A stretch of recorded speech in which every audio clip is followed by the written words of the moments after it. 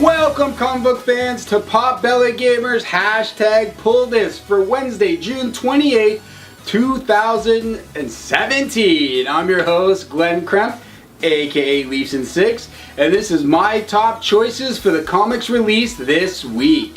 First off, I'm gonna go with, for me, a surprising, amazing read and top comic this week. Batman Elmer Fudd one-shot #1. Amazing. When the solicitations for these comics came out, I was like, okay, I'm going to check it out. It'll be a fun read. As remember last year, DC did the Hanna-Barbera crossover where we had like banana splits with the Suicide Squad. The comics were enjoyable, but nothing compared to what Tom King did with Batman Elmer Fudd. He literally took the characters from the Looney Tunes with Elmer Fudd and all the other ones you know, Bugs Bunny, Tweety, and all them, and put them into this comic and made it feel so believable, real, and great. The writing was absolutely amazing in this comic. We get into a bar setting. Elmer Fudd's out for a little bit of a revenge type story here. So he does go into a bar in underground or the back alley streets of Gotham.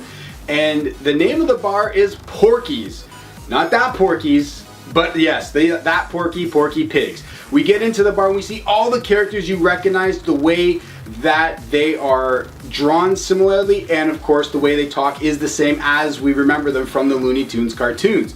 We walk in and Elmer Fudd has an issue with Bugs Bunny for what we discover is killing his girlfriend. Bugs said he was hired by Bruce Wayne to go and deal with Silver St. Cloud, who makes a great return into this comic as well. The other great feature of this comic is we see Batman and Elmer Fudd pretty much go toe-to-toe in a fight, and it's amazing. Just absolutely amazing, this comic this week, to actually have Elmer Fudd and Batman work. This is just, I hope this becomes, not to say canon in the Batman universe, but we get little hints later on about it. It just felt so great. Surprisingly, I'm going to say this probably, as of right now, and I can't see anything really getting better, could be the top comic of 2017. It is that good.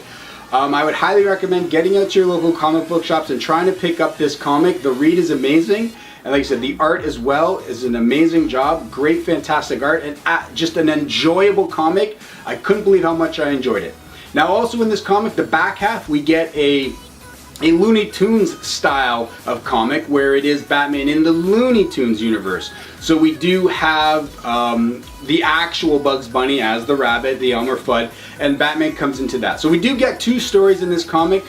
Unbelievable, a great read. I really enjoyed it and cannot highly recommend it enough. Next up, I'm going to go with Marvel's The Defenders #2. First issue was quite exciting as well. As we do know, Netflix has the Defenders TV show coming up in August. I believe 18th on the Friday is when it's going to debut on Netflix. This steps up right after #1. So #1, we do realize that Cottonmouth was around.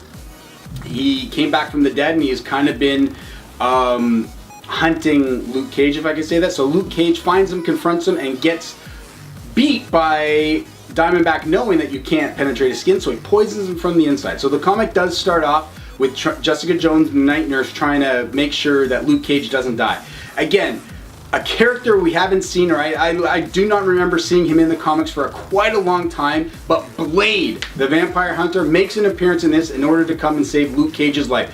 And as well, we get seeing a lot of different stuff happening in this. Kingpin wanting to go legit. There's a great couple panels of Danny Rand, Iron Fist, talking and giving a motivational speech, in a sense, to Kingpin as he's trying to go legit. And looking at Diamondback coming now and wanting to be the new Kingpin of Hell's Kitchen. Again, you've seen a lot of great characters. This feels like an very action-oriented comic. Both issues 1 and 2, very fast, lots of action going on.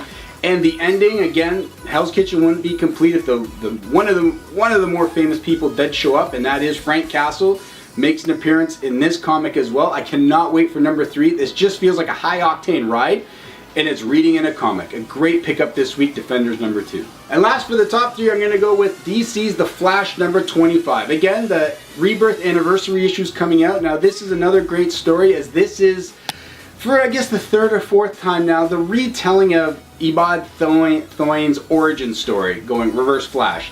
So again, we have a new telling of his origin story, but this one's really good. I really like where this one is going. Flash again goes back up into the 25th century.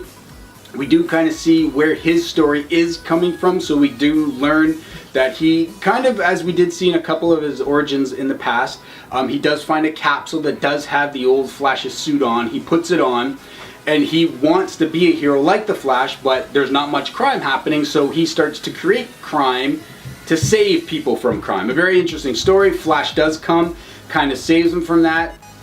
With his admiration for Barry Allen, he starts working at the Flash Museum. Ebathon actually starts to change his life, and then he goes back into the past to show Barry Allen how he's changed, and he sees that Barry Allen's kind of taken on a new apprentice, if we want to use that, but with Wally West, and how he gets jealous of how Barry Allen has embraced Wally West, and he wants to be that person, and that is where his new origin for this rebirth comes from. Another great story. I really enjoyed this much, just to see where Reverse Flash is coming from and how he's becoming the Flash's biggest villain. We even find out why he chooses the color yellow to be on his costume. And again, another huge spoiler ending that's going to ripple effect through these comics right on the very last page of the Flash comic.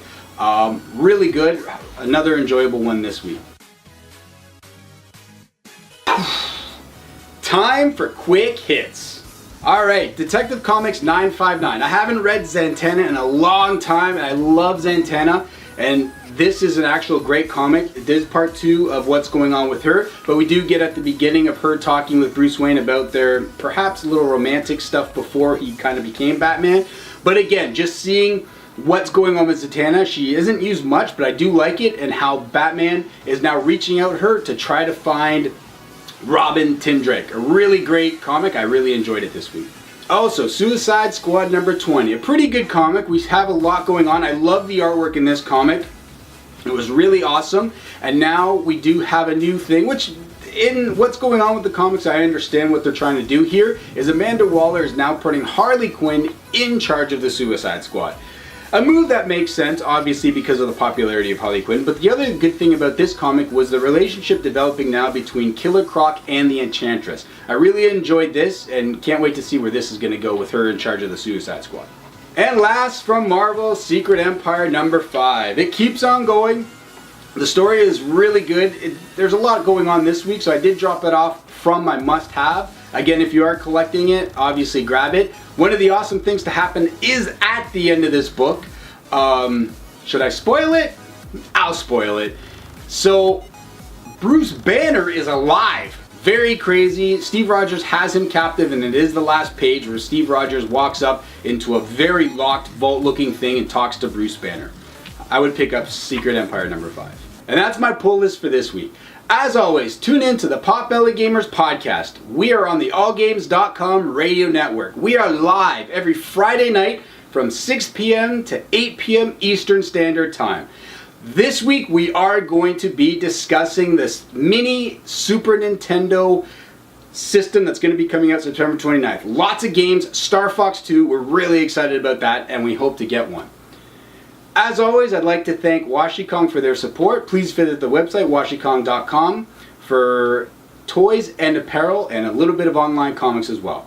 And as always, please support your local comic book shops. If it wasn't for them, we wouldn't be able to get these titles we get every week. Thanks for watching. Happy Canada Day, happy 4th of July, and see you next week.